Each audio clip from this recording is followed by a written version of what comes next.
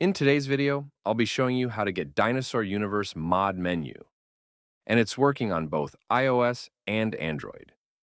As you can see on your screen, this will give you all the hacks in the game, as well as unlimited cridles and ambers for both iOS and Android.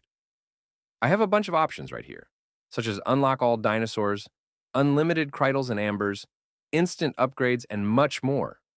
First of all, you need to make sure that your Dinosaur Universe game is updated to the latest version. To check that, simply go to the App Store and see if there's any update available for the game.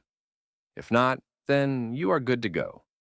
The next thing you need to do is to simply head over to the pinned comments down below. There, I explain exactly where you can get Dinosaur Universe double plus plus. So, just head over to the pinned comments, leave a like if this method worked for you at the end, and that's it. See you all in the next video. Bye-bye.